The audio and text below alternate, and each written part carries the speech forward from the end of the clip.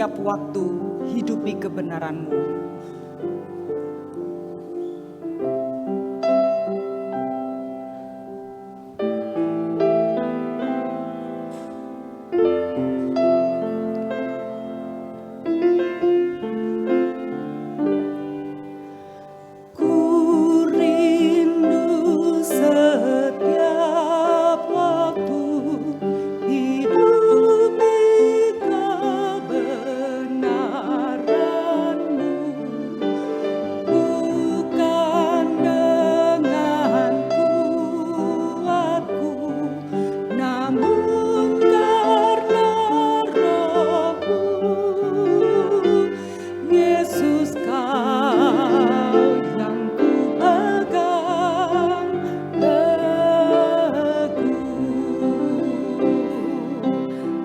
Tuhan dan Raja.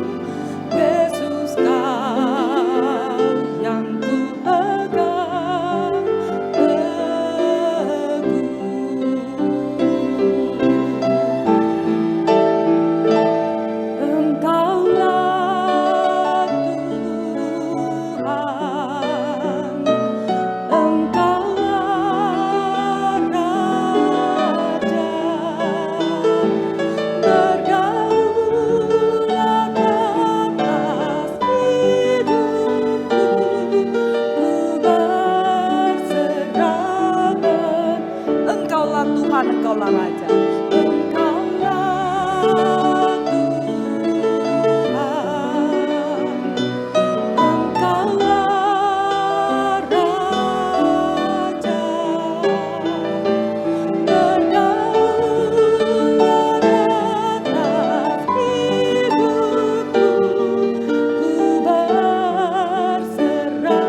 Sekali lagi, Engkaulah Tuhan, Engkaulah Raja.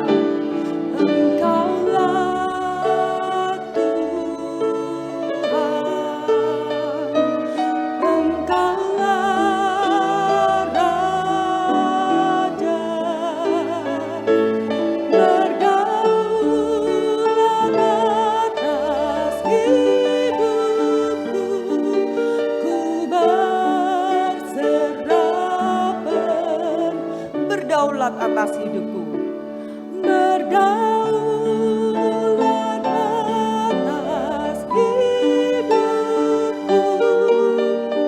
ku berserah penuh. Mari kita mempersiapkan diri mengikuti ibadah pada pagi hari ini. Tuhan memberkati.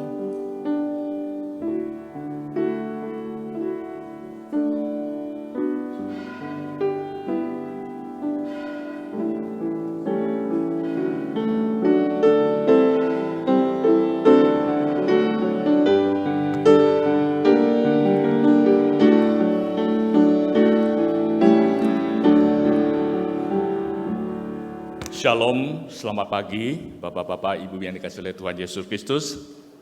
Shalom sekali lagi.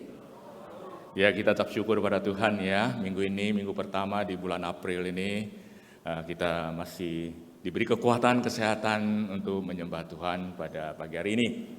Kita tetap syukur minggu lalu kita sudah merayakan atau memperingati kebangkitan Tuhan Yesus Kristus ya. Sebelumnya tentu kematiannya. Kiranya peringatan kebangkitan Tuhan Yesus Kristus itu memberi sebuah semangat kita, memberi sebuah kekuatan buat kita lebih mengasihi Tuhan, lebih ingin beribadah kepada Tuhan, lebih ingin bersekutu pada Tuhan. Amin. Ya, karena Tuhan kita adalah Tuhan yang hidup, maka saya ajak kita semua bangkit berdiri, kita akan memulai ibadah pada pagi hari ini. Berilah kepada Tuhan kemuliaan namanya, sujudlah kepada Tuhan dalam semarak kekudusan. Di dalam baitnya setiap orang berseru, mulialah Tuhan. Kita tahu Tuhan kita yang kita sembah adalah Tuhan yang hidup, Tuhan yang patut disembah. Mari kita naikkan pujian, hormat bagi Allah Bapa.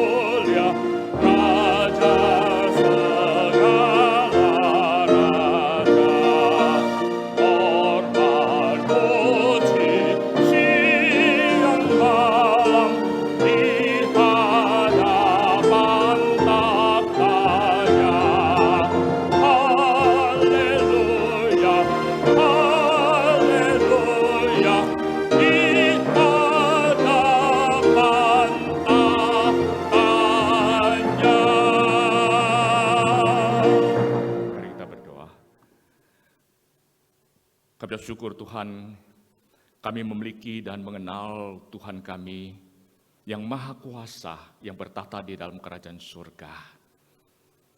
Kami bersyukur ya Tuhan, kami memiliki Tuhan yang sangat mengasihi kami melalui Tuhan Yesus Kristus.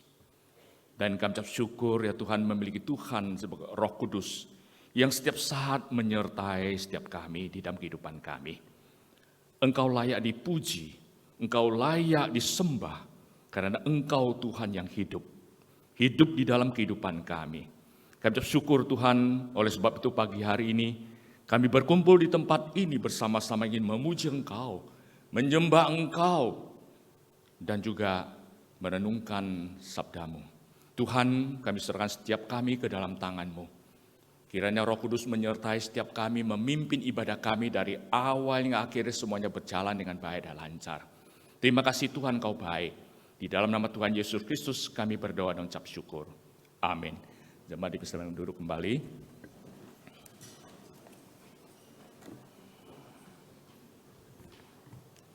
Ada seseorang ditanyain mengapa kita percaya pada Tuhan. Percaya pada Tuhan Yesus Kristus yang sudah mati, sudah itu bangkit kembali. Yang ditanyain seorang ibu, dia menjawab demikian. Saya tahu dia hidup di dalam hati saya. Teruskan sebuah lagu yang sangat indah, Kristus hidup, kita naikkan pujian tersebut.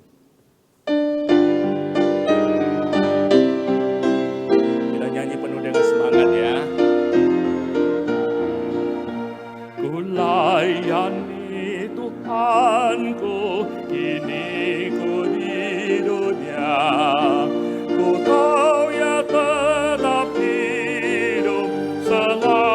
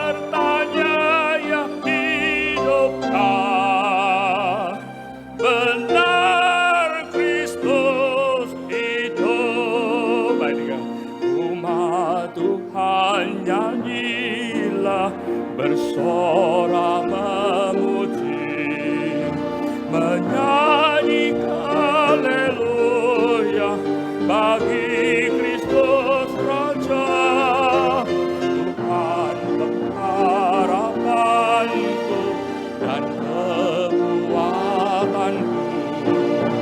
Tak seorang seindah Dia penuh kasih.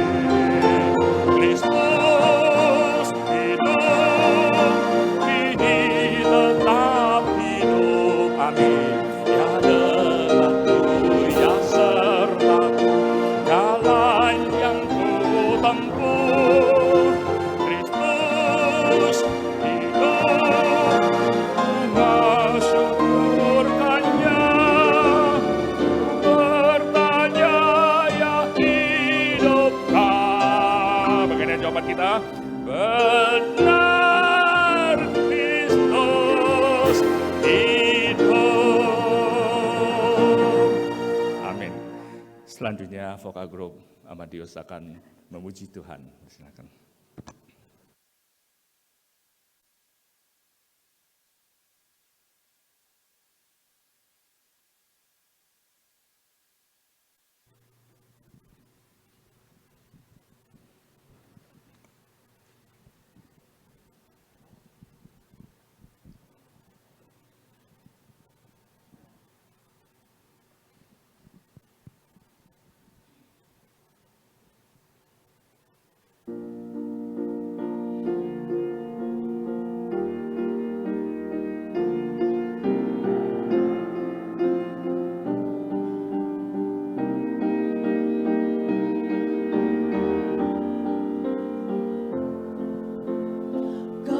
God and God alone created all these things we call our own. From the mighty to the small, the glory in them all is God's and God's alone. God and God alone reveals the truth of all we call unknown. And all the best and worst of man can change the master plan. Is God and God alone. God and God alone is fit to take the universe throne. Let everything that lives reserve His truest praise. For God and God alone.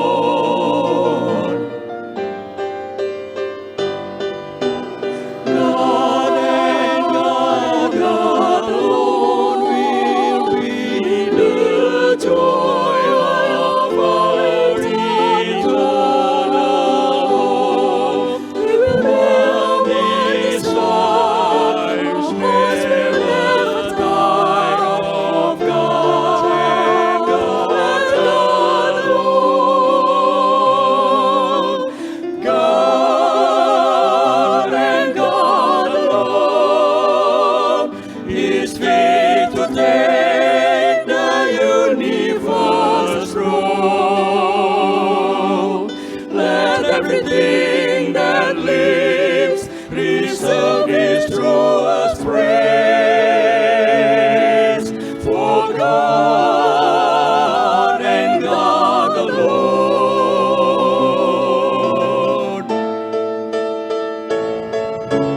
God and God alone is fit to take the universe throne. Let everything that lives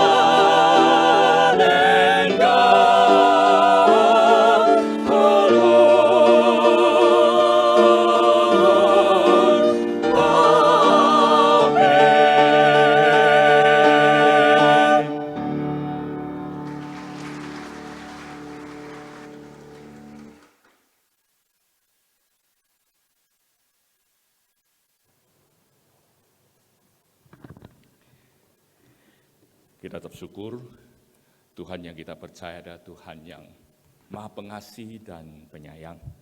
Dia selalu memaafkan, mengampuni kita di dalam segala kelemahan kita. Karena apa? Karena kasih Tuhan itu sangat ajaib sekali.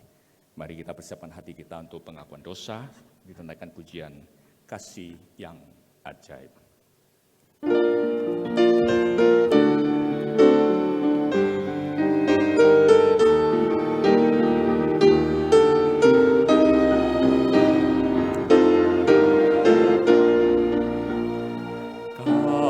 Kasih yang ajaib, kasih dari Golgota. Kasih yang ajaib membawa Tuhan dari surga. Walaupun ku pernah jadi seterus, namun kau cari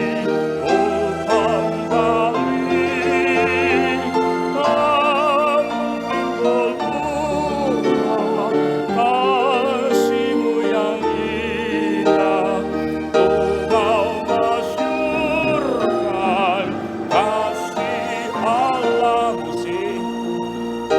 Saya ajak kita bangkit berdiri.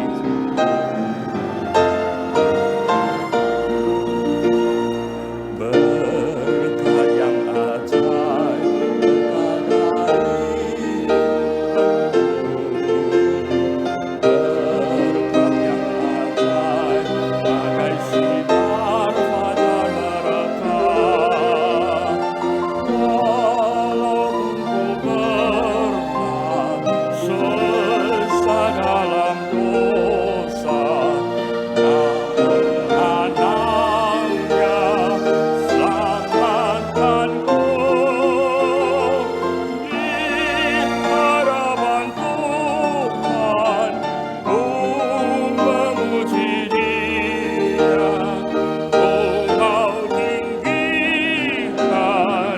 berkat Allah.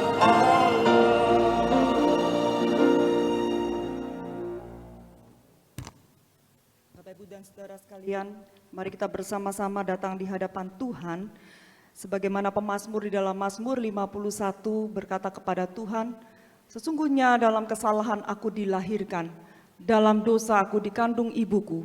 Sesungguhnya Engkau berkenan akan ketulusan hati, dan dengan diam-diam Engkau memberitahukan hikmat kepadaku. Mari kita datang dengan ketulusan hati di hadapan Tuhan, membuka diri mohon Tuhan mengampuni dan memulihkan kita.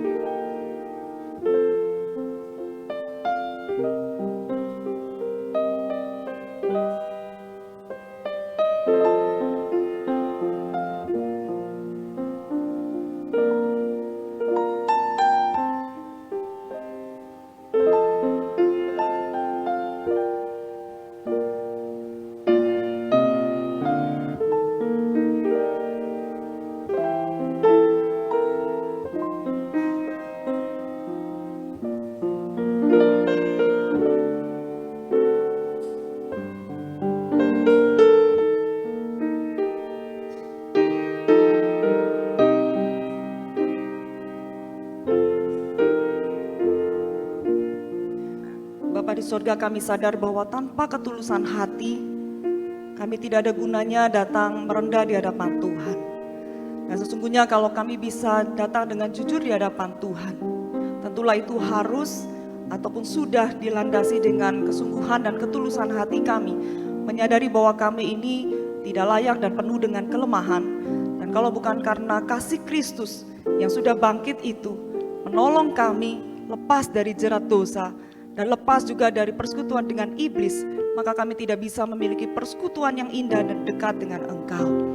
Kami berdoa biarlah Engkau melindungi kami, menolong kami hari demi hari. Biarlah kuasa kasih Tuhan dan kuasa kebangkitan Tuhan itu menjauhkan kami dari apa yang tidak berkenan kepada Tuhan, dan menolong kami untuk boleh hidup memperkenan Tuhan. Setiap pemahaman kami akan Engkau, akan firman Tuhan, dan setiap pembekalan yang kami terima hari demi hari kami membaca Alkitab firman Tuhan, Jadikan itu mengubah kami, memperlengkapi kami, menjadi alat di tangan Tuhan, menjadi kesaksian yang hidup bagi Tuhan. Dengarlah doa kami ini, di dalam nama Tuhan Yesus Kristus kami sudah berdoa. Amin. Firman Tuhan di dalam Yohanes 3 ayat 16, ayat yang sangat terkenal. Karena begitu besar kasih Allah akan dunia ini, sehingga ia telah mengaruniakan anaknya yang tunggal, supaya setiap orang yang percaya kepadanya tidak binasa, melainkan beroleh hidup yang kekal. Kita yang sudah percaya memiliki hidup yang kekal, biarlah kita boleh menjadi terang Tuhan. Kita nyanyikan bait yang ketiga.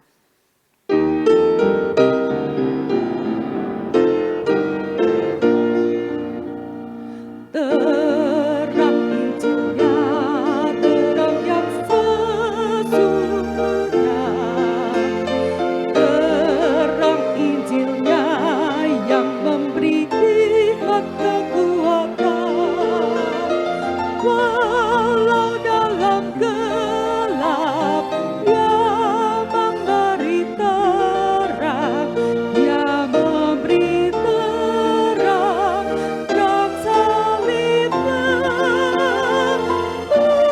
Memasrahkan hidup untuk memuliakannya, menuntut mereka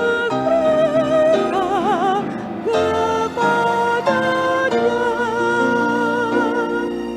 Dengan penuh keyakinan mari kita mengikrarkan pengakuan iman kita seturut dengan pengakuan iman rasuli. Demikian.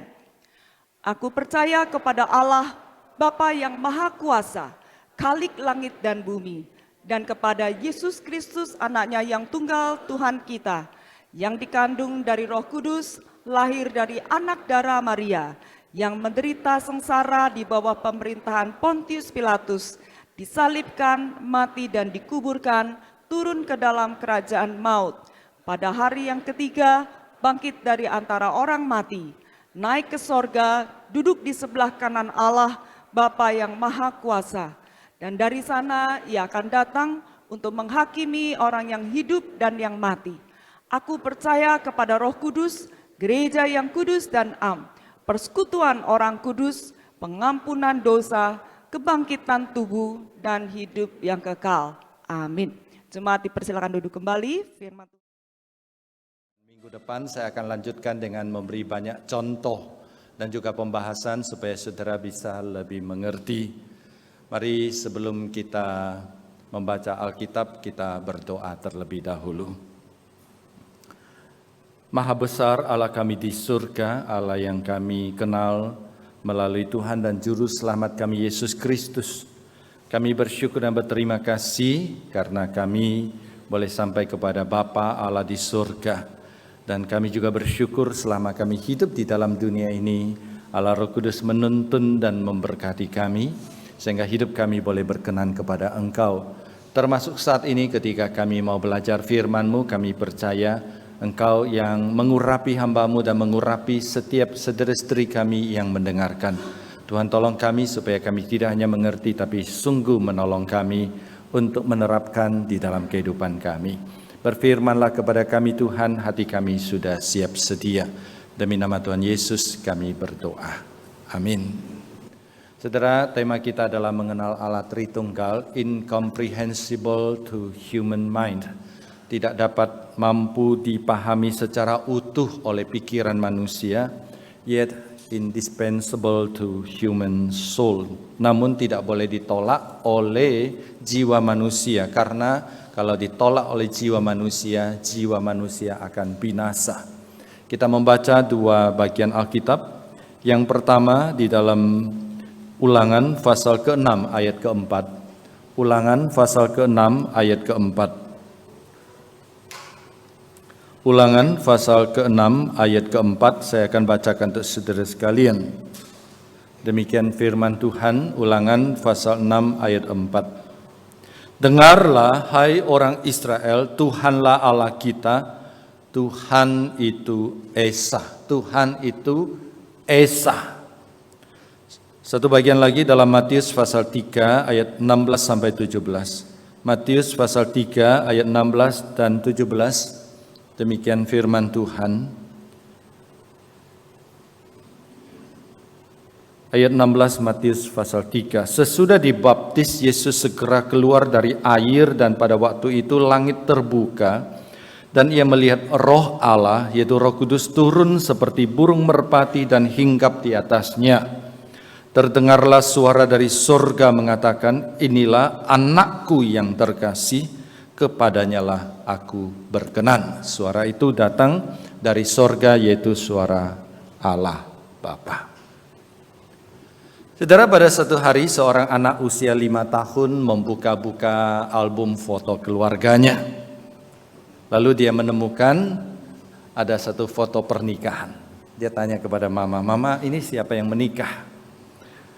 Lalu mamanya menjawab, "Itu foto pernikahan papa dan mama." Anak itu protes, "Loh, saya di mana? Mengapa papa mama tidak mengajak saya foto bersama? Saya kan anak mama. Kita kan satu keluarga. Kenapa saya tidak ikut difotokan dalam pernikahan papa dan mama?" Mamanya tersenyum dan berkata, "Nak, waktu papa mama menikah, kamu belum lahir." "Loh," kata anaknya, "mengapa papa mama menikah sebelum saya lahir?"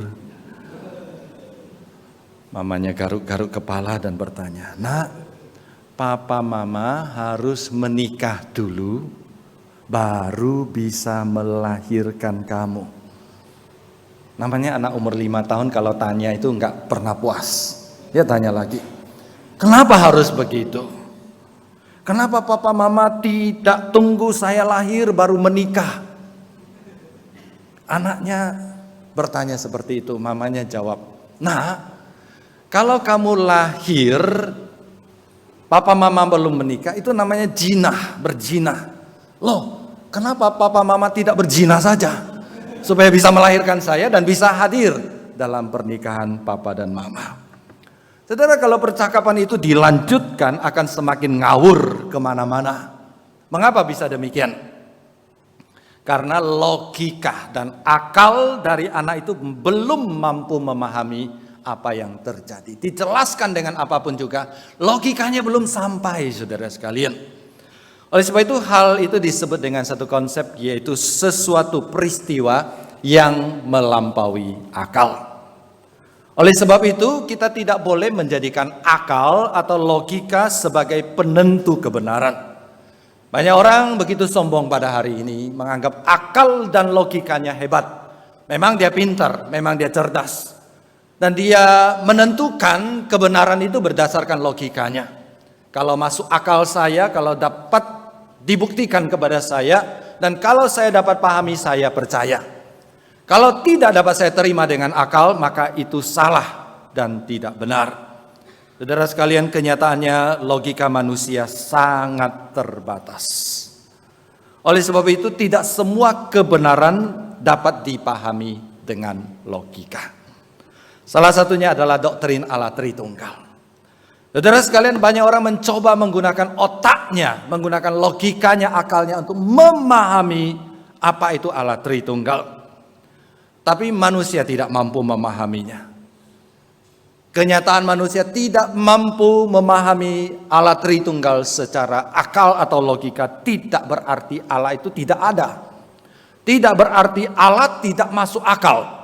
Tapi yang lebih tepat adalah Allah yang melampaui akal dan Allah yang melampaui logika kita. Saudara, cerita anak bertanya kepada mamanya tentang pernikahan di atas, itu menolong kita bahwa ternyata sebenarnya di dalam hidup kita sering merepotkan Allah dengan pertanyaan-pertanyaan yang sebenarnya bodoh di hadapan Tuhan, tapi kita anggap hebat. Kita anggap hebat, kita bertanya, Tuhan tidak bisa jawab seolah-olah. Pertanyaan yang paling sering kita tanyakan, kenapa Tuhan menciptakan manusia? Seolah-olah kita hebat, tapi sebenarnya kalau di hadapan Tuhan, Tuhan mengatakan itu di luar jangkauan logika kita.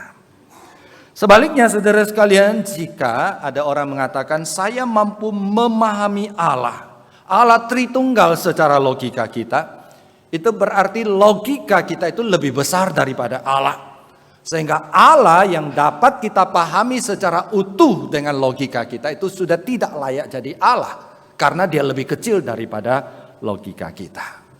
Jadi saudara sekalian, kita mulai dengan pemahaman bahwa kita tidak bisa mengukur dan menjadikan logika kita sebagai penentu kebenaran karena logika kita terbatas. Tapi kita bersyukur kepada Tuhan, meskipun Allah tidak dapat dipahami melalui logika kita, tapi kita bisa mengenal Allah melalui hati dan pengalaman kita. Jadi Allah menciptakan kita tidak hanya menciptakan otak dan kepintaran, tapi Allah menciptakan kita hati, sehingga kita punya emosi, kita punya perasaan. Dan kalau logika kita tidak bisa memahami Allah dan kita tidak bisa membangun relasi dengan Allah Tritunggal, maka kita bisa membuka hati dan membangun relasi dengan Allah melalui hati kita. Bahkan relasi yang dibangun dengan hati jauh lebih kuat dan jauh lebih mantap dibanding dengan relasi yang dibangun dengan berdasarkan logika dan pemahaman. Dan bukankah ini sering terjadi di dalam kehidupan kita sehari-hari? Banyak orang sudah menikah 50 tahun, 60 tahun. Banyak istri masih ngomong 50 tahun saya menikah sama dia, saya belum paham betul dengan dia, saudara sekalian. Betul tidak? Oleh sebab itu, kalau kamu mau paham betul suami kamu, kenal betul suami kamu, baru menikah sama dia, selamanya saudara tidak akan menikah. Tapi kita mulai dengan apa saudara sekalian? Mulai dengan hati. Hati kita buka, kalau hati sudah buka, otak sudah tidak bekerja saudara sekalian ya. Jadi Tuhan ingin supaya meskipun kita berusaha mengenal Allah, memahami Allah Tritunggal dengan logika, kalau tidak mampu, itu bukan berarti Allah yang salah. Yang menjadi masalah adalah logika kita yang terbatas. Bahkan sebenarnya saudara sekalian, kita bisa mengenal Allah melalui hati. Dan sehari-hari sebenarnya kita mengalami Allah Tritunggal di dalam kehidupan. Buktinya saudara sekalian adalah keselamatan yang kita terima di dalam hati kita, terima di dalam diri kita, itu adalah karya Allah Tritunggal. Di dalam Efesus pasal 1 ayat 3 sampai kepada ayat 14, di sana dengan sistematis dan terurut menceritakan bagaimana Allah Tritunggal berkarya di dalam keselamatan umat manusia. Dalam pasal 1 ayat 3 sampai 6 di sana dikatakan Allah Bapa yang merancang dan menetapkan keselamatan bagi umat manusia. Dilanjutkan dengan ayat ke-7 sampai 12, di sana dikatakan Allah Anak yaitu Yesus Kristus menggenapi rencana keselamatan Allah melalui kelahiran, kematian dan kebangkitan pada hari ketiga, kenaikannya ke surga dan kedatangannya pada satu hari lagi untuk menyambut setiap kita.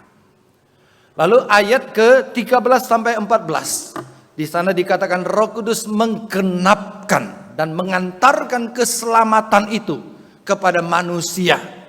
Jadi Allah Bapa merancang, Allah Anak melaksanakan, menggenapi, tapi itu terjadi 2000 tahun yang lalu. 2000 tahun yang lalu kita hidup, 2000 tahun kemudian. Bagaimana peristiwa 2000 tahun yang lalu itu bisa berlaku dan berfungsi kepada kita yang 2000 tahun kemudian. Itulah pekerjaan dari Roh Kudus yang mengantarkan keselamatan 2000 tahun yang lalu yang sudah digenapkan oleh Yesus Kristus kepada kita pada hari ini dengan cara melahirbarukan kita dan menuntun kita di dalam kebenaran supaya kita hidup di dalam kebenaran, menjalankan kebenaran dan menjadi orang ciptaan baru. Bukan hanya dalam karya keselamatan, sebenarnya di dalam kehidupan kita sehari-hari kita banyak melakukan ritual, ucapan, kredo yang di dalamnya adalah berisi kepercayaan kepada Allah Tritunggal. Misalnya saat dibaptis atau disidi. Kita dibaptis dan disidi dalam nama Allah Bapa, Allah Putra, dan Allah Roh Kudus. Itu Allah Tritunggal. Kemudian dalam pengakuan iman rasuli, ya barusan tadi, seringkali sesuatu yang diucapkan berulang, minggu per minggu, saudara sekalian, kita sudah lupa apa yang kita ucapkan, saudara sekalian ya. Masih ingat, pengakuan iman rasuli, aku percaya kepada ya Allah Bapa, saya jadi lupa saudara sekalian. Aku percaya kepada Allah Bapa yang Maha Kuasa, pencipta khalik langit dan bumi. Di mimbar tiba-tiba saya lupa. Itulah saudara sekalian, itu menunjukkan percaya kepada Allah Bapa. Kemudian aku percaya kepada Yesus Kristus. Nah saudara, kalau perhatikan di dalam pengakuan iman rasuli, Yesus Kristus itu dijelaskan. Ya, lahir dari anak darah Maria, menderita sengsara di bawah pemerintahan Pontius Pilatus, disalibkan, mati, dikuburkan, turun ke dalam kerajaan maut. Pada hari ketiga bangkit pula dari antara orang mati, naik ke surga, duduk di sebelah kanan Allah. Pada hari itu, satu hari akan datang kembali untuk menghakimi orang yang hidup dan mati. Lalu berikutnya baru aku percaya kepada Roh Kudus. Nah saudara melihat ada ketidakseimbangan. Allah Bapa hanya menjelaskan Sang Pencipta langit dan bumi, Allah yang Maha Kuasa. Lalu Yesus Kristus panjang lebar. Lalu aku percaya kepada Roh Kudus. Tapi intinya 3 pribadi itu ada. Kenapa? Karena ketika credo, pengakuan iman rasuli ini ditetapkan, waktu itu kekristenan diserang dengan ketuhanan Yesus Kristus. Di satu pihak mereka tidak mengakui Yesus sebagai manusia, di pihak lain mereka tidak mengakui Yesus sebagai Tuhan. Oleh sebab itu credo ini diciptakan supaya ketika kita menghafal, melafalkannya, menanam di dalam hati kita, tertanam satu dasar kepercayaan. Waktu itu ketuhanan Roh Kudus itu tidak dipermasalahkan. Tapi intinya saudara sekalian, setiap kali kita mengakui atau melafalkan pengakuan iman rasuli, di dalamnya ada Allah Tritunggal. Dan setiap kali kita menutup kebaktian, kita nyanyi doksologi dan doa berkat. Ya, masih ingat lagu doksologi? Ya ingat saudara sekalian ya pasti ya. Puji Allah Bapa, Putra, puji Allah Rohul Kudus, ketiganya yang esa. Nah saudara sekalian, ini adalah credo kita. Ini adalah pengakuan kita bahwa Allah kita adalah Allah Roh Tiga. Satu Allah, satu pribadi, satu Allah yang esa tapi 3 pribadi. Nah saudara sekalian, dalam perjalanan sejarah doktrin Allah Tritunggal itu bukan diciptakan oleh Bapak Gereja. Apalagi sesuai dengan tuduhan sekelompok orang, doktrin Allah Tritunggal itu jiplakan mencontoh dari kepercayaan agama kuno pada waktu itu. Bukan saudara sekalian. Memang istilah Tritunggal, Trinitas atau Trinity itu tidak ada di dalam Alkitab. Kata itu tidak ada. Tapi konsepnya itu ada, bersumber dari pengajaran Alkitab. Salah satunya adalah Ulangan pasal 6 ayat 4 yang kita bacakan tadi. Di sana dikatakan, dengarlah hai orang Israel, Tuhanlah Allah kita, Tuhan itu Esa. Nah pengajaran ini dipertegas oleh Yesus Kristus dalam Markus pasal 12 ayat 29. Jadi saudara sekalian, dengan tegas Alkitab mengajarkan kepada kita bahwa Allah yang kita sembah adalah satu, Esa. Jadi kita tidak menyembah 3 Allah. Dan kita menyembah kepada satu Allah. Tapi satu Allah itu muncul dalam 3 pribadi. Memperkenalkan diri dengan 3 pribadi. Bagaimana kita tahu bahwa Allah muncul atau memperkenalkan dalam 3 pribadi? Yang pertama dalam Kejadian pasal 1 ayat 26. Tuhan berfirman, baiklah kita menjadikan manusia seturut dengan gambar dan rupa kita. Kita di sini adalah manusia jamak. Kata ganti pertama jamak. Artinya lebih dari 1. Jadi kita ini siapa lagi berbicara kepada siapa? Perjanjian lama tidak terlalu jelas memberitahukan kepada kita. Tapi perjanjian baru menolong kita. Menjelaskan siapa ketiga pribadi itu. Matius pasal 28 ayat 19. 2 Korintus pasal 13 ayat 13 mengatakan ketiga pribadi itu adalah Allah Bapa, Allah Anak, dan Allah Roh Kudus. Kemudian yang kedua dalam Matius pasal 3 ayat 16 dan 17 yang kita baca tadi. Kita melihat peristiwa Yesus dibaptis. Ketiga pribadi muncul dalam waktu bersamaan dan pada saat bersamaan. Yesus pribadi kedua dibaptis, keluar dari air. Pribadi ketiga yaitu Allah Roh Kudus turun dalam rupa merpati hinggap ke atas tubuh Yesus Kristus. Kemudian dari surga Allah Bapa pribadi pertama berkata, inilah anakku yang terkasih. Konfirmasi Yesus adalah Allah pribadi kedua.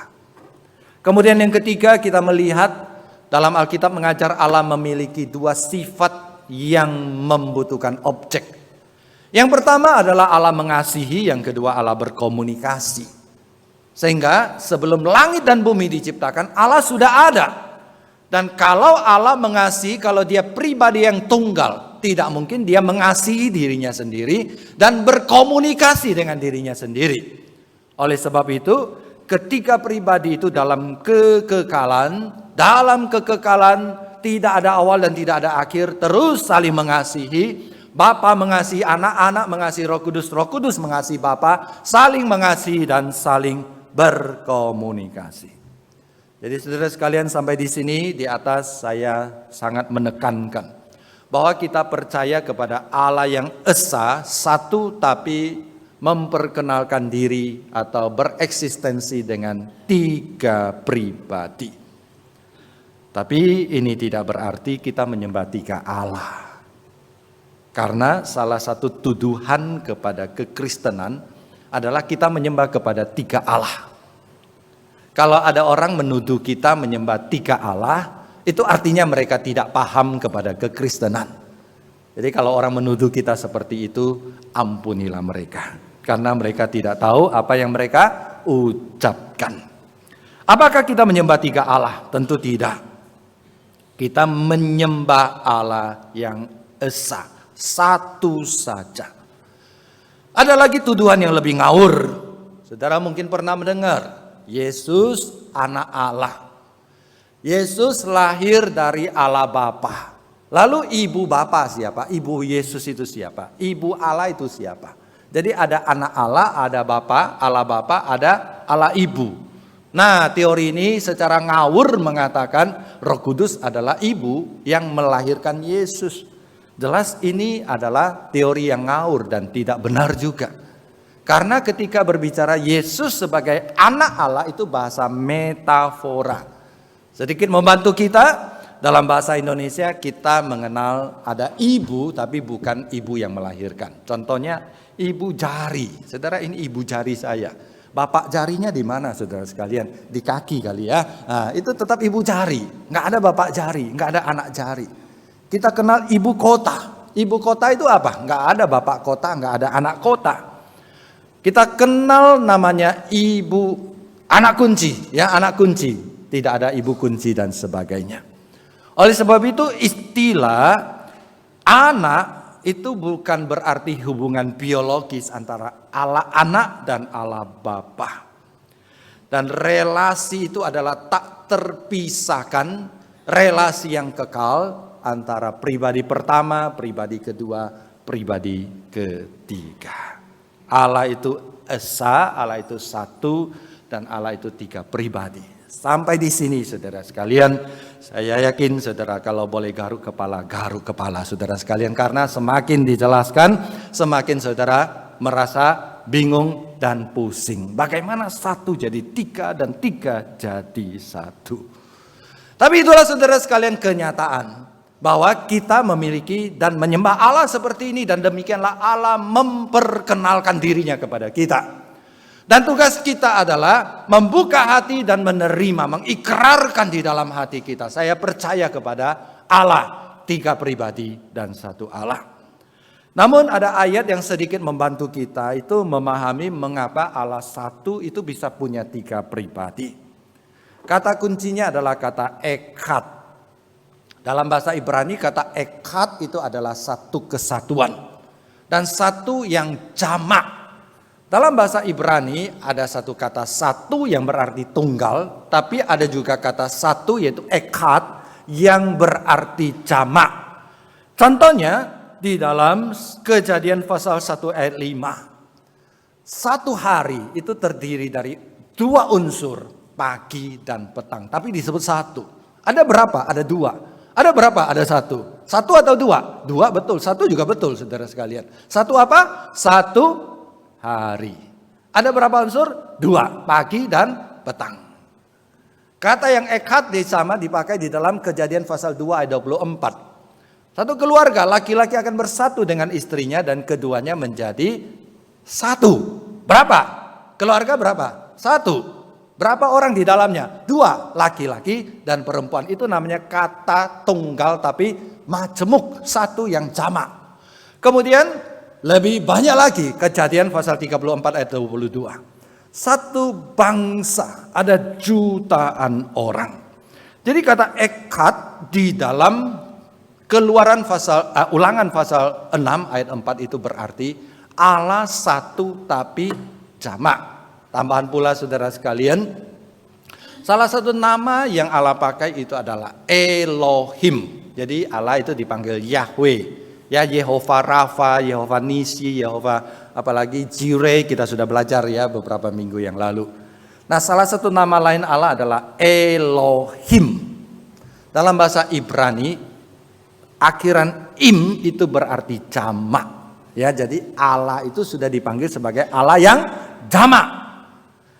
Jadi Allah itu adalah Allah satu tapi jamak. Jadi Allah adalah dalam Ulangan pasal 6 ayat 4 adalah Allah yang Esa. Esa terdiri dari 3 pribadi dan pribadi itu adalah Allah Bapa, Allah Anak dan Allah Roh Kudus. Sampai di sini saudara sekalian, saya percaya di satu pihak saudara semakin paham, satu pribadi, satu Allah, 3 pribadi, Esa tapi 3 pribadi. Tapi di satu pihak kita juga semakin sulit memahami bagaimana satu bisa jadi 3 dan 3 jadi 1. Tapi saudara sekalian, saya ingin mengajak saudara supaya kita jangan terjebak kepada kesimpulan. Karena satu Allah, 3 pribadi, maka kita sampai kepada kesimpulan bahwa Allah Bapa itu sepertiga Allah, Allah Anak sepertiga Allah, Allah Roh Kudus itu sepertiga Allah. Itu pengajaran yang salah juga saudara sekalian. Ya, jadi Allah Bapa bukan sepertiga Allah, Allah Anak bukan sepertiga Allah. Nah, pengajaran yang benar adalah Allah Tritunggal itu dalam 3 pribadi yang berbeda, tapi ketiga pribadi itu satu kesatuan yang tak terpisahkan. Dan setiap pribadi adalah Allah yang sempurna dan utuh, bukan sepertiga Allah. Dan setiap pribadi pada hakikatnya adalah sama, kedudukannya sama, kehormatan sama, dan eksistensi yang sama dan setara. Jadi secara hakikat, secara zat, secara substansi ketiga pribadi itu sama, yaitu roh. Secara kedudukan sama. Waktu saya kecil, ketika saya belajar Allah Bapa, Allah Putra, dan Allah Roh Kudus, saya membayangkan. Ya, di surga itu seperti ada kegiatan olimpiade, ada juara 1 medali emas lebih tinggi, juara 2 medali perak lebih turun sedikit, dan juara 3 medali perunggu paling bawah. Jadi Allah Bapa medali emas, Allah Anak medali perak, dan Allah Roh Kudus medali perunggu. Sesat saudara sekalian ya, bukan seperti itu. Jadi secara kedudukan mereka itu setara.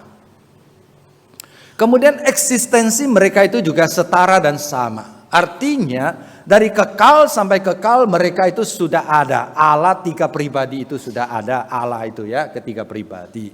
Jadi bukan Allah Bapa menciptakan Allah Anak juga tidak menciptakan Allah Roh Kudus. Jadi mereka tidak saling menciptakan. Dan sampai di sini saya mau mengajak saudara untuk sampai kepada satu poin yang sangat penting. Jadi apa itu Allah Tritunggal? Allah Bapa adalah Allah yang sempurna. Allah Anak adalah Allah yang sempurna. Allah Roh Kudus adalah Allah yang sempurna. Dan ketiganya pada saat yang bersamaan memiliki semua sifat dan hakikat Allah yang sempurna. Seperti saya katakan di atas, kalau kita mencoba memahami dengan logika kita, itu memang tidak mampu karena logika kita itu sangat terbatas. Minggu depan saya akan memberikan banyak contoh, ilustrasi-ilustrasi. Tapi semua ilustrasi itu ada salahnya dan ada masalahnya. Lebih gampang menolong kita, tapi ada masalahnya. Dan saya mau saudara sekalian menerima ini dengan hati. Ketika otak tidak mampu menerima, maka Tuhan ingin kita menerima dengan hati. Ya, saya ingin kita baca bersama ketiga kalimat ini, Allah Bapa, Allah Anak, dan Allah Roh Kudus. Ya, 1, 2, 3. Allah Bapa adalah Allah yang sempurna. Allah Anak adalah Allah yang sempurna. Allah Roh Kudus adalah Allah yang sempurna. Jadi kalau saudara mau ditanya, apa itu Roh Kudus? Apa itu Allah Tritunggal? Jawab dengan ini sudah betul saudara sekalian ya. Apa itu Allah Tritunggal? Allah Tritunggal adalah Allah Bapa adalah Allah yang sempurna, Allah Anak adalah Allah yang sempurna, Allah Bapa, Roh Kudus adalah Allah yang sempurna. Ketiganya esa, ketiganya satu, saat bersamaan tak terpisahkan tapi tidak bercampur baur menjadi satu. Saudara, pengajaran ini sangat penting karena pada saat ini banyak ajaran sesat yang tidak mengakui Yesus atau Roh Kudus sebagai Allah. Ada jemaat pernah cerita seperti ini. Dia dikunjungi oleh dua orang. Dua orang itu berpakaian sangat rapi dan sangat sopan. Karena dia tahu dia itu orang Kristen, dia berkata, kami ajarin kamu belajar Alkitab, mau tidak? Ya, orang Kristen kalau diajarin Alkitab mau dong. Ya, oke, mari kita belajar. Awalnya ditunjukkan Alkitabnya sama. Tapi lama-lama mulai diceritakan. Yesus itu bukan Tuhan. Yesus itu ciptaan Allah. Roh Kudus bukan Allah. Roh Kudus cuma kuasa yang mengalir keluar dari Allah. Jadi ada ajaran sesat mengatakan Allah menciptakan dua pemimpin. Pemimpin pertama namanya Yesus, pemimpin kedua namanya Lucifer. Yesus akhirnya menjadi juru selamat manusia, Lucifer akhirnya menjadi setan. Jadi Allah Bapa mempunyai dua anak. Dan anak yang pertama menangkap dan menghancurkan anak kedua. Persis film India. Karena film India mengatakan satu bapak punya dua anak. Satu jadi polisi, satu jadi pencuri. Yang polisi tangkap pencuri. Dihukum, kemudian yang sakit hati adalah papanya. Nah, ini ajaran sesat saudara sekalian.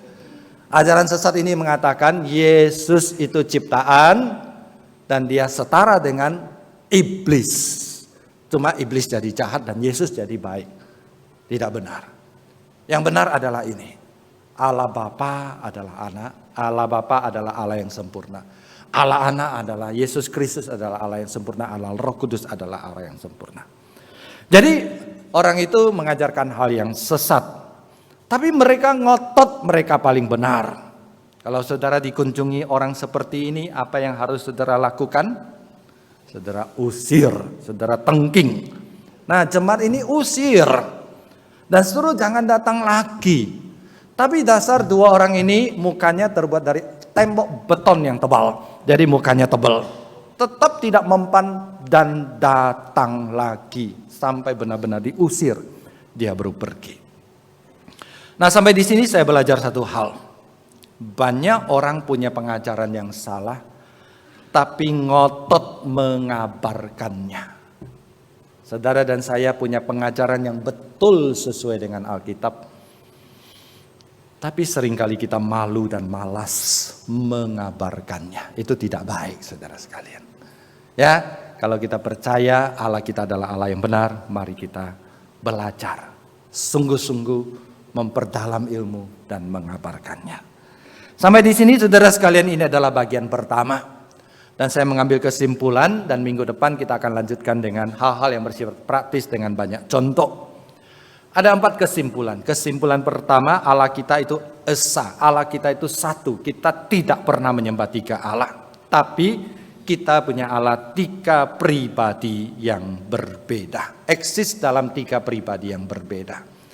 Ketiga pribadi Allah adalah satu kesatuan yang tak terpisahkan, yang secara hakikat zat tidak berbeda, kedudukan tidak berbeda, kehormatan tidak berbeda, dan eksistensi. Eksistensi itu adalah tidak ada awal dan tidak ada akhir dan tidak saling menciptakan. Yang ketiga saudara sekalian adalah Allah kita berbeda dengan Allah yang lain. Ini juga poin yang penting, karena masih banyak orang Kristen menganggap Allah kita sama dengan Allah yang dipercaya oleh agama lain. Cuma pengajarannya saja yang berbeda. Salah saudara sekalian.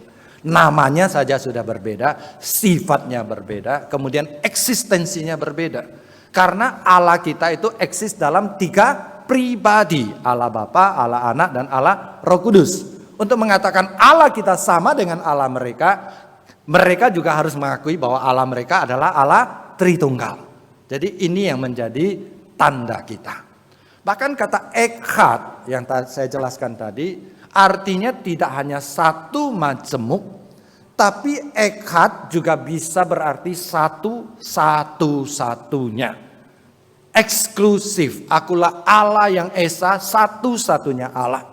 Jadi saudara sekalian, kalau saudara belajar sedikit filsafat, maka salah satu ciri daripada kebenaran adalah eksklusif. 2 tambah 2 cuma boleh 4, tidak boleh 4,1 atau 4,0001 tetap salah. Jadi eksklusif. Hanya Allah Tritunggal yang di dalam Alkitab yang mengklaim diri sebagai Allah satu-satunya. Dan yang terakhir saudara sekalian, secara logika kita tidak mampu memahami Allah secara utuh. Oleh sebab itu kalimat atau frasa pertama adalah incomprehensible to human mind. Logika manusia itu tidak mampu menangkap, memahami Allah Tritunggal secara utuh. Tapi yet, frasa kedua mengatakan indispensable, tidak boleh tidak ada, tidak boleh kita tolak oleh jiwa kita. Karena dia satu-satunya Allah yang benar. Orang yang menolak Allah Tritunggal akan binasa. Sampai di sini saudara sekalian, saya menyimpulkan kita belum mampu mengenal dan memahami Allah Tritunggal secara utuh dan sempurna. Tapi kita punya hati, kita buka, kita percaya, kita terima Allah Tritunggal sebagaimana Dia mengungkapkan diri kepada kita, karena Dia mengasihi kita. Tuhan memberkati kita. Mari kita berdoa.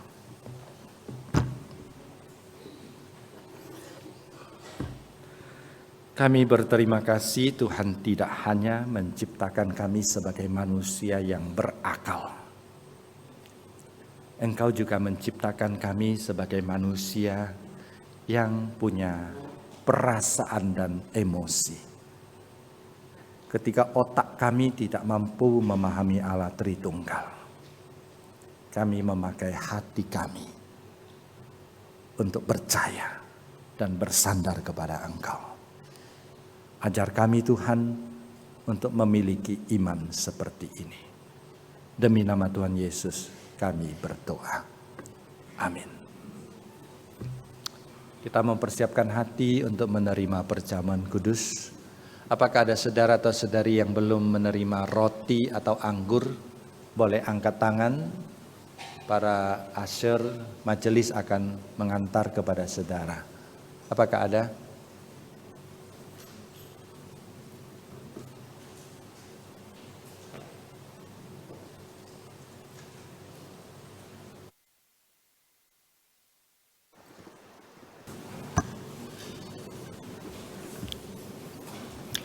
Kita ucap syukur kepada Tuhan dan terima kasih kepada Pendeta Timotius Fu yang sudah mengajarkan kita sebuah doktrin ya tentang Allah Tritunggal. Apakah kita sudah mengerti semuanya? Ada yang garuk-garuk kepala. Enggak apa-apa, kalau tidak mengerti nanti bisa tanya lagi ya dan sebagainya. Tapi minimal Bapak sekalian jangan kecil hati.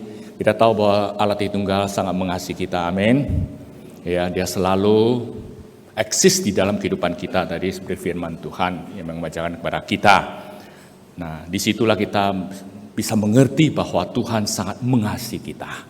Nah, tentu bukan itu saja, kita juga ingin membalas cinta kasih Tuhan kepada Allah Tritunggal ini yang sudah mengasihi kita. Bisa melalui persembahan pada pagi hari ini. Sebelum kita naikkan pujian ini, musik mainkan lagu, Aku Membangun Umat Perkasa. Silakan Bapak sekalian bisa persembahan melalui QR Code ataupun transfer, ataupun melalui amplop yang sudah disediakan di belakang kursi ya.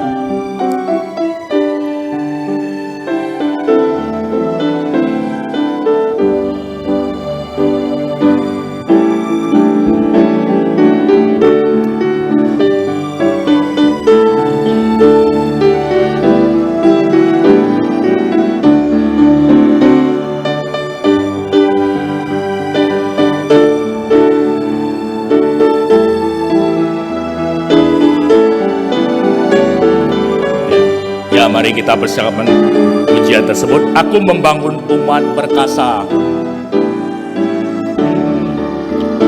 Aku membangun umat perkasa dan yang penuh dengan pujian, yang mengikuti pimpinan Rohku dan memuliakan namamu. Bangunkanlah gerejamu, agar kami diteguhkan. Satukanlah kami ini dalam tubuh anak. Musik, mainkan intro. Mari kita bangkit berdiri, naikkan pujian sekalian.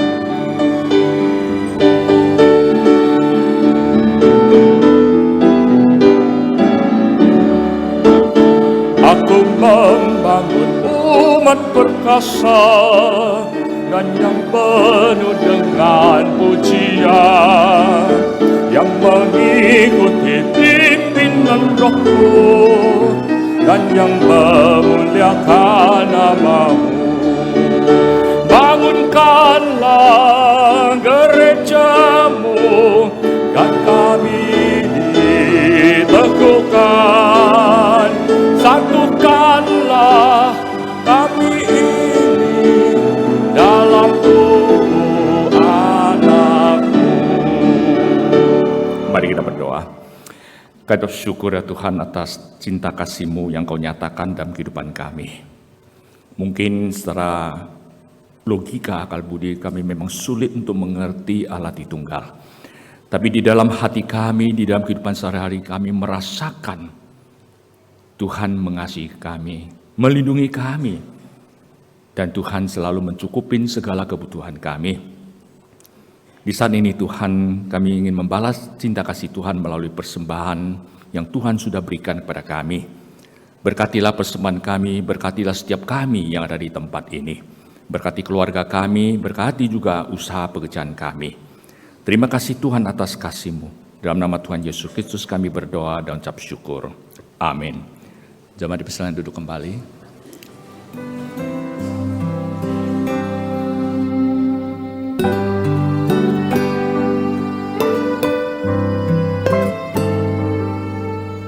Kasih-Mu membuatku mengerti, ku berharga di mata-Mu Tuhan, dan tangan-Mu yang menuntun hidupku. Dalam semua rencana-Mu Tuhan, sungguh indah kasih-Mu, sungguh besar kuasa-Mu, Yesus Tuhan penyelamatku. Kau tak pernah berubah untuk menggenapi janji-Mu, itu yang ku percaya.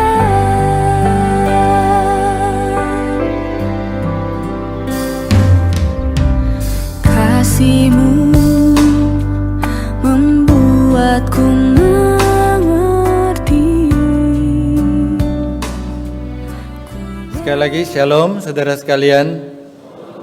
Sungguh bersyukur kepada Tuhan, kita boleh beribadah dan terima kasih kepada rekan-rekan yang melayani pada hari ini, ya, baik yang di depan maupun yang di belakang mimbar, sound system multimedia, usher dan sebagainya. Segala kemuliaan bagi nama Tuhan.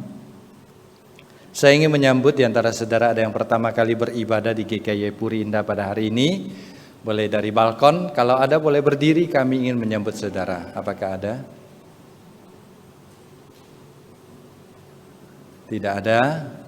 Di sebelah kanan saya di bawah, apakah ada? Tidak ada juga ya. Di tengah? Di sebelah kiri? Kalau tidak ada, kita semua berdiri dan memberi salam ya kepada saudara.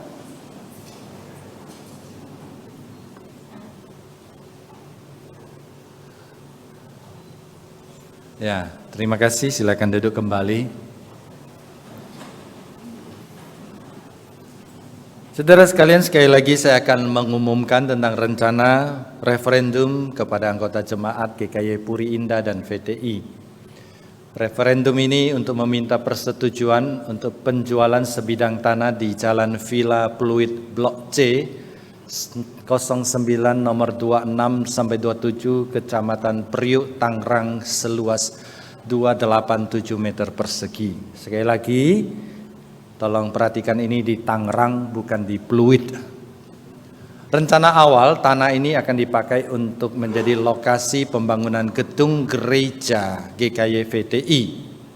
Tapi tidak jadi dipakai dan dijual dengan alasan di sampingnya sudah ada gedung ibadah agama lain. Kemudian gereja kita VTI sudah memiliki tempat ibadah gedung gereja yang permanen dan milik kita. Sesuai dengan tata dasar, prosesnya sudah kita jalankan. Sudah disetujui persidangan sinode tanggal 27 Agustus 2022, 2 tahun yang lalu. Dan dalam waktu dekat kita akan mengadakan referendum meminta persetujuan dari anggota jemaat yang terkait, yakni GKY Puri Indah dan VTI, karena tanah ini milik kita. Sebagai informasi, untuk dapat dijual maka 3/4 dari jemaat yang hadir harus menyetujuinya. Hasil penjualan akan diserahkan kembali kepada Sinode GKY dan selanjutnya digunakan untuk pengembangan pelayanan GKY VTI. Waktu pelaksanaan diadakan setelah 4 kali berturut-turut diumumkan kepada jemaat. Demikian informasi tentang referendum. Kemudian gereja kita melalui bidang pelayanan sosial akan mengadakan pelayanan medical check up bekerja sama dengan Biomedika. Diadakan pada hari Sabtu tanggal 27 April pukul 7 sampai 10 bertempat di GKY Puri Indah. Saudara bisa melihat informasinya dengan mendownload atau melihat di QRIS, kemudian atau mendaftarkan diri ke Google Form. Pendaftaran ditutup tanggal 24 April. Apabila ada pertanyaan silakan menghubungi tata usaha gereja.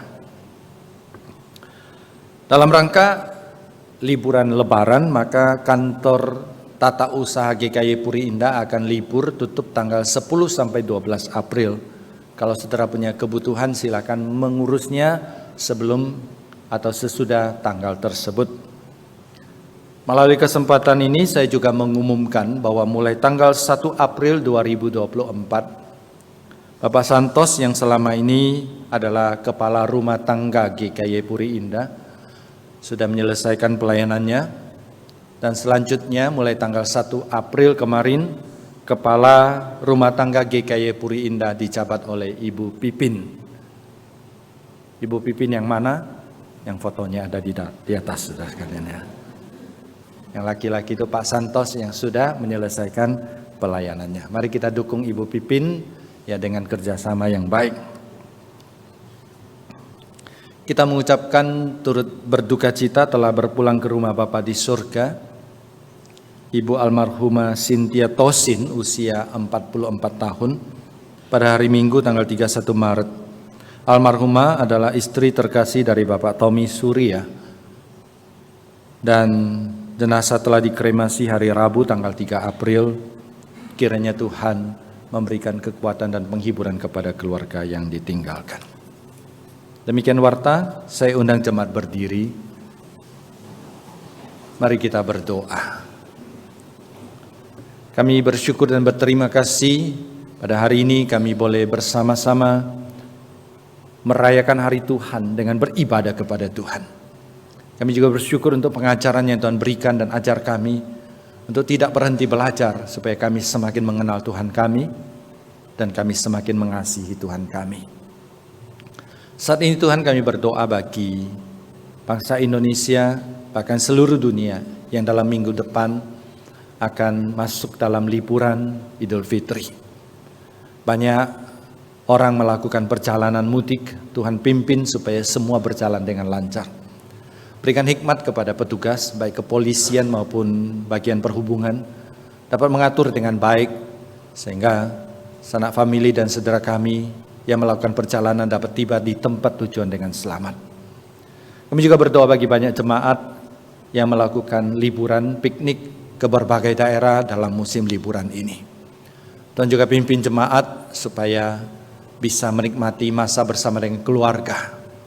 Tuhan juga jaga supaya kami hidup kudus selama liburan. Tuhan juga ingatkan kami kalau melewati hari Minggu kami tetap beribadah kepada Tuhan. Tuhan tolong supaya melalui liburan ini hati kami kembali disegarkan. Dan ketika kami kembali kami bisa bekerja, bisa berkarya untuk Tuhan dengan lebih efektif. Tuhan, kami juga berdoa menyerahkan saudara-saudari kami yang sedang bergumul. Kami berdoa bagi saudara-saudari kami yang sedang menjalani pengobatan, khususnya mereka yang sakit jangka panjang, menjalani kemoterapi dan berbagai macam pengobatan jangka panjang. Tuhan tolong supaya mereka tidak putus harap, percaya Tuhan, Engkau pasti buka jalan dan Engkau pasti akan memberikan kekuatan. Dan juga berdoa menyerahkan saudara-saudari kami yang bergumul dengan masalah ekonomi, pekerjaan, keluarga, relasi, dan berbagai macam pergumulan lainnya. Tuhan berikan kami kekuatan dan bantu kami untuk terus bersandar kepada Tuhan. Biarlah pergumulan hidup tidak membuat kami menjauhi Tuhan, tapi pergumulan justru mengantar kami lebih dekat kepada sumber kekuatan kami, yaitu Tuhan yang hidup. Terima kasih Tuhan.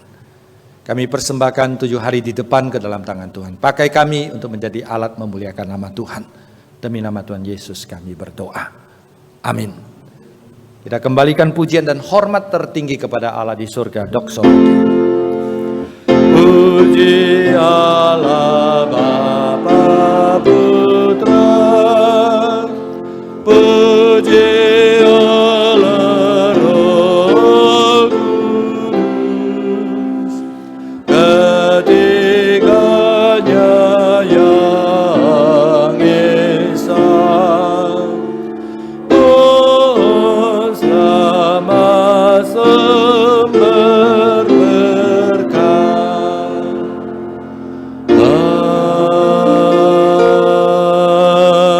Amin. Saudara sekalian, arahkan hati pikiranmu kepada Tuhan, bukalah hatimu, terimalah berkat dari Tuhan. 各位亲爱弟兄姐妹们，我们来到上帝的面前，开我们的心，领受从上帝而来的祝福。但愿我主耶稣基督的恩惠、上帝的慈爱、圣灵的帮助，常与弟兄姐妹们同在，从今时直到永永远远。Kasih karunia dari Tuhan kita Yesus Kristus, cinta kasih dari Allah Bapa, persekutuan dan pertolongan dari Allah Roh Kudus menyertai saudara sekalian dari saat ini sampai selama-lamanya. Amin.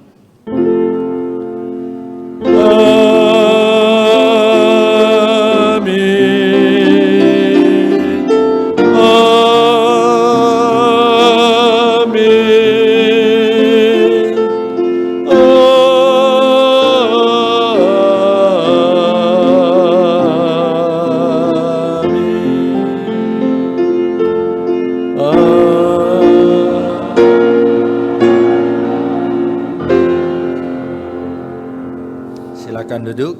Setelah saat teduh jangan langsung pulang. Di kiri kanan lorong gereja disediakan hidangan kudapan. Saudara boleh sambil menikmati makanan ringan dan sambil bersekutu. Saat teduh kebaktian selesai, Tuhan memberkati saudara.